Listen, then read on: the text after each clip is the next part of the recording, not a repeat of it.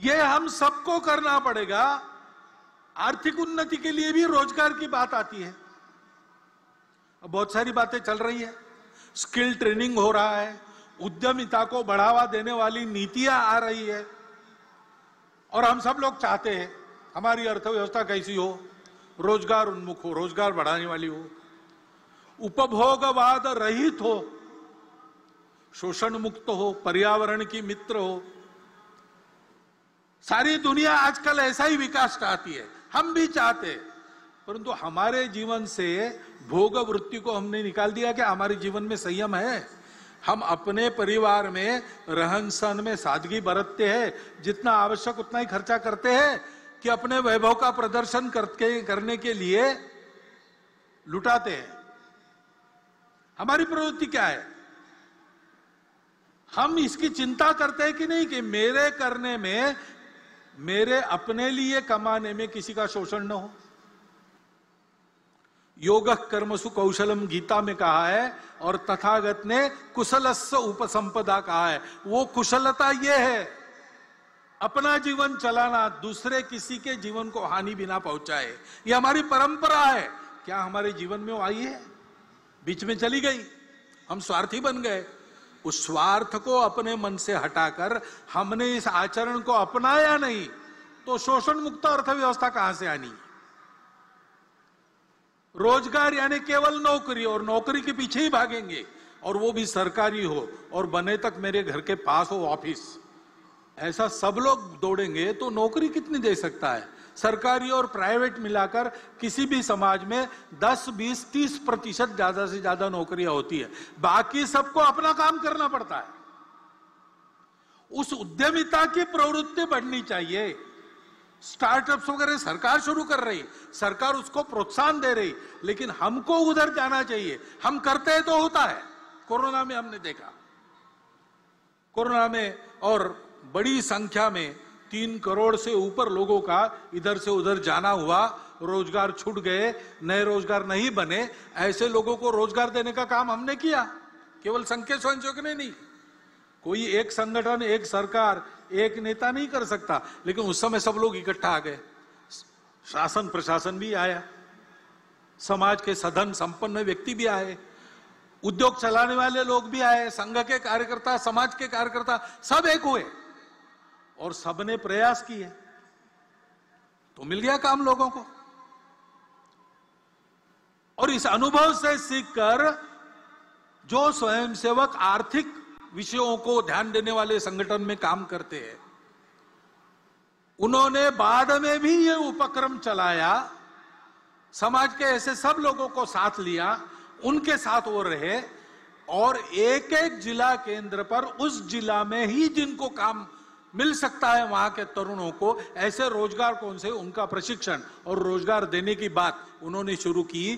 350 जिलों में ये काम शुरू हो गया है, सब जिलों में शुरू होगा, और अभी तक बड़ा उल्लेखनीय रोजगार देने का काम उनके द्वारा हुआ है। आंकड़े मेरे पास नहीं है, नहीं तो मैं बताता, लेकिन ये मुझे मालूम है कि 350 जिलों में जिला केंद्र से ये काम शुरू हो गया है।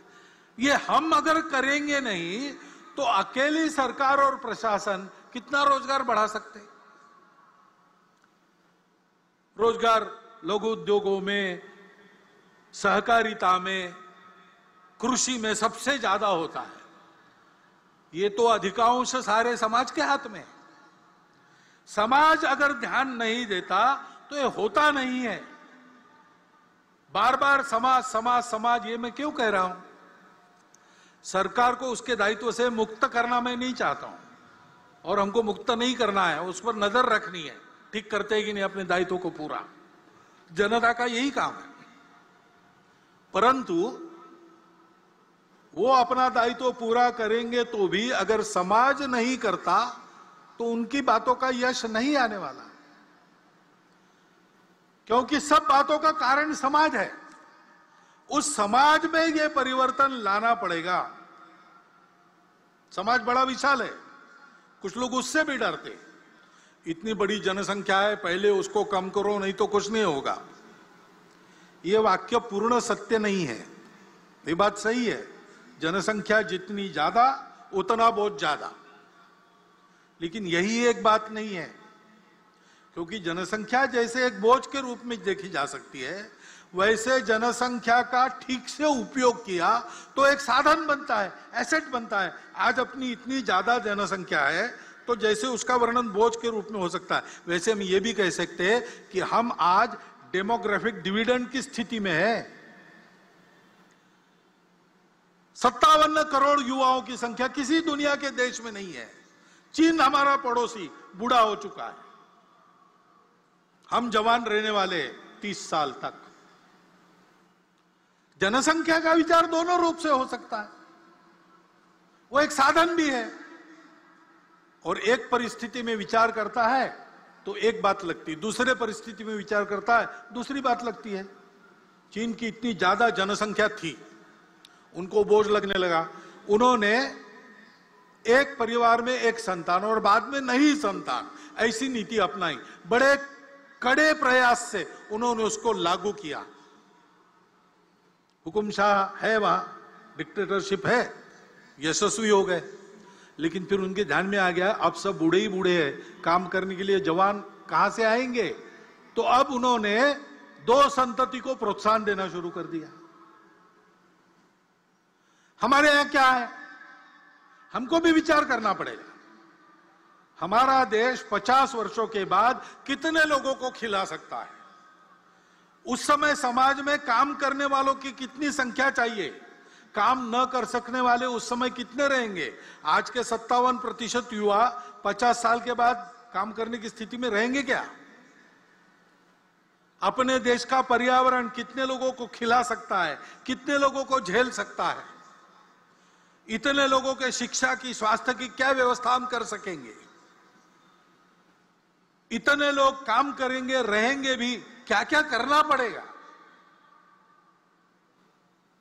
और केवल देश का प्रश्न नहीं है, जन्मदात्री तो माता होती है, वो हमारी मातृशक्ति का सशक्तिकरण हमने कितना किया है, उनका स्वास्थ्य कैसा है, उनको उनकी इच्छा क्या है, उनकी आवश्यकता क्या है।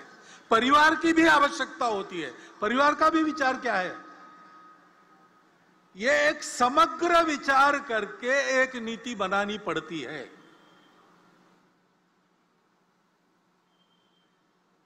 हमने ऐसी नीति बनाई कुछ वर्षों पूर्व, भारत सरकार ने बनाई,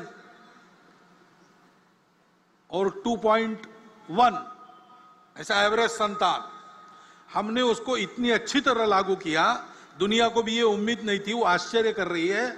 उससे भी नीचे हम आ गए 2 तक।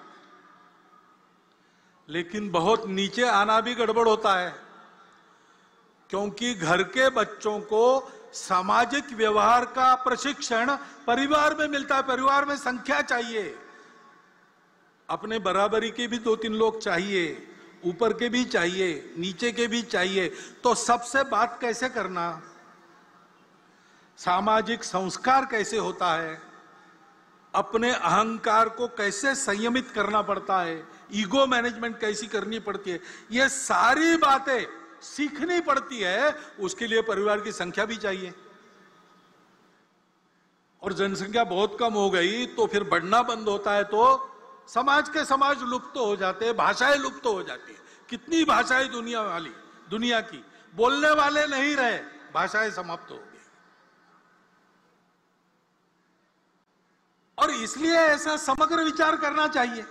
और ये भी हम देखते हैं कि जनसंख्या में प्रमाण का भी संतुलन चाहिए। हम भुगते हैं, जनसंख्या का असंतुलन हुआ तो 50 साल पहले उसके गंभीर परिणामों को हमने भुगता। और केवल हमारा ऐसा हुआ ऐसा नहीं, आज की तारीख में पूर्व तिमोर नाम का एक नया देश बना, दक्षिण सुदान नाम का नया देश बना, कोसोवो बना। जनसंख्या में पंथ संप्रदाय के प्रमाण में अंतर आने से नए देश बन गए, देश टूट गए।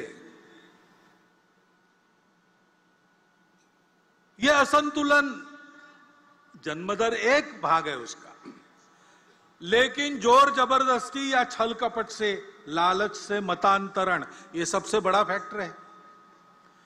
और जहां सीमा पार से घुसपैठ होती है, वहां घुसपैठ से भी ये होता है। उस संतुलन का भी ध्यान रखना देश हित की दृष्टि से अनिवार्य बात है।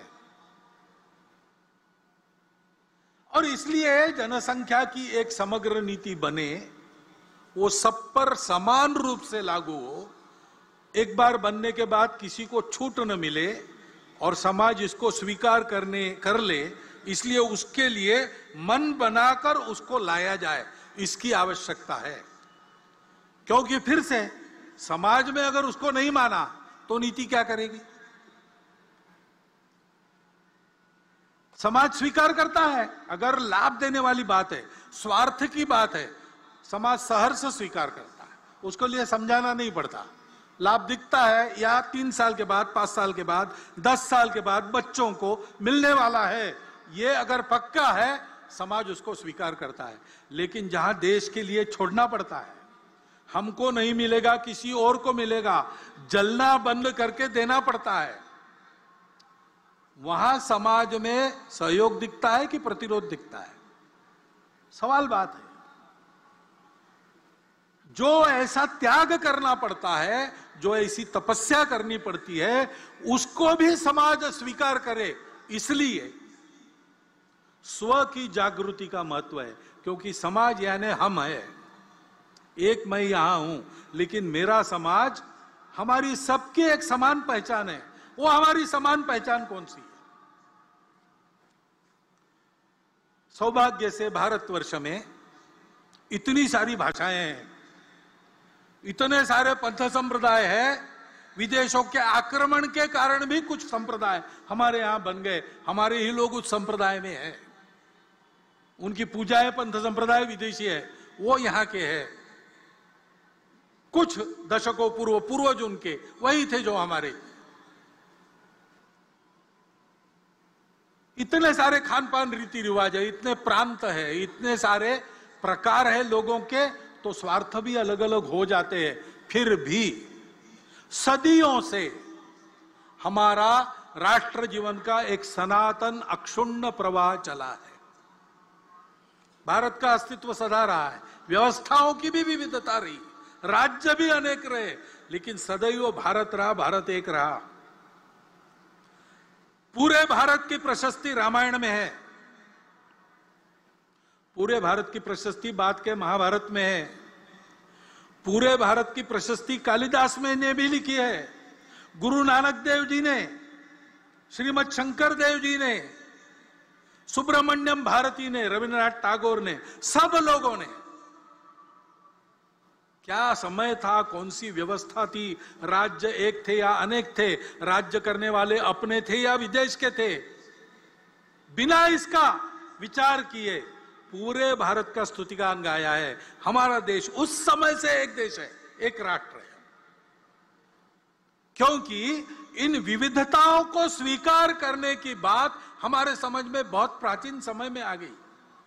हमारे पूर्वजों ने यह प्राप्त किया सत्य कि सारा अस्तित्व एक की अभिव्यक्ति है।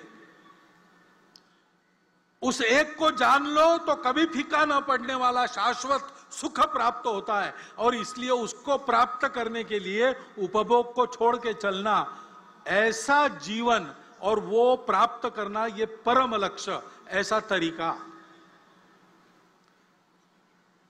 सब अपना है। क्योंकि सब एक से, मैं जिससे बना हूं, मैं जिसको व्यक्त करता हूं, दूसरे जगह, दूसरे रूप में, दूसरे प्रकार से, दूसरे नाम से, दूसरे रूप में कोई और उसको वही प्रकट करता है। और इसलिए वो दिखता अलग है, लेकिन मेरे से अलग नहीं है, वो मैं ही हूं।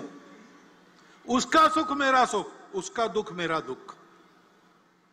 ये हमारे पूर्वजों ने पहचाना, संपूर्ण पृथ्वी को एक कुटुंब माना और संपूर्ण विश्व एक घर बने, इस प्रकार का लक्ष्य लेकर जीवन कैसे जीना, इसका आदर्श संपूर्ण दुनिया को देने के लिए एक समन्वय की संस्कृति बनाकर स्व के आधार पर राष्ट्र का निर्माण किया।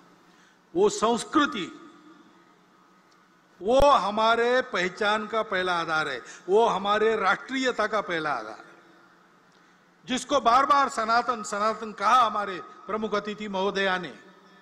वह हमारी चलती हुई भारतीय संस्कृति,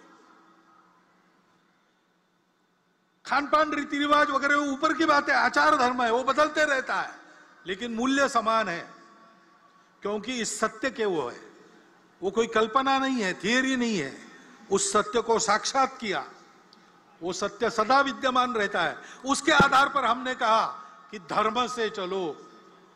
क्या धर्म है? सत्य, करुणा, शुचिता, तपस, बस 4 बातें। बाकी किसकी पूजा करना, किधर पैर करके सोना, कौन सा कपड़ा पहनना, कब क्या खाना पीना, आचार धर्म है, देश काल परिस्थिति के अनुसार बदलता है।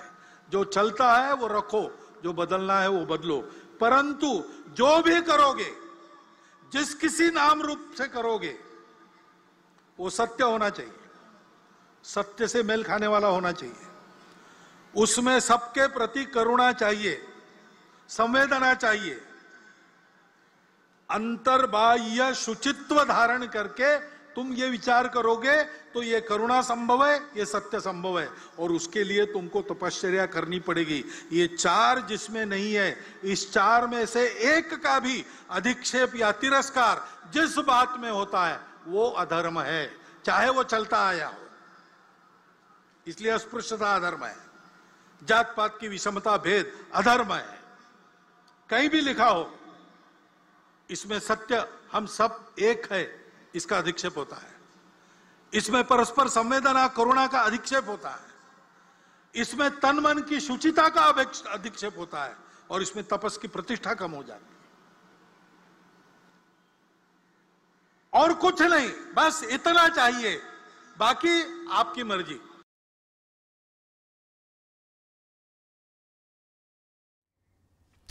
तो नागपुर में आरएसएस प्रमुख मोहन भागवत को आप सुन रहे थे, एक रैली को संबोधित कर रहे थे। इससे पहले उन्होंने शस्त्र पूजा भी की है। उनकी तरफ से मातृशक्ति को लेकर बड़ा संदेश दिया गया। उनकी तरफ से कहा गया कि महिला सशक्तिकरण पर हमें जोर देना चाहिए, जनसंख्या पर एक समग्र नीति बने, इस तरह की बातें और तमाम संदेश उन्होंने आज विजयदशमी के मौके पर नागपुर से तमाम देशवासियों को दिए हैं। इन 2 तस्वीरों के माध्यम से आप देख पा रहे हैं, क्योंकि विजयदशमी आज है, और 2 तस्वीरें आप देख पा रहे हैं। पहली तस्वीर नागपुर की, जहां पर रेशमी बाग में मोहन भागवत ने अपने संबोधन से पहले शस्त्र पूजा की, तो वहीं दूसरी तस्वीर राजनाथ सिंह की, चमोली वो पहुंचे हुए हैं, देहरादून के 2 दिवसीय दौरे पर हैं। रक्षा मंत्री राजनाथ सिंह ने यहां पर जवानों के बीच शस्त्र पूजा की।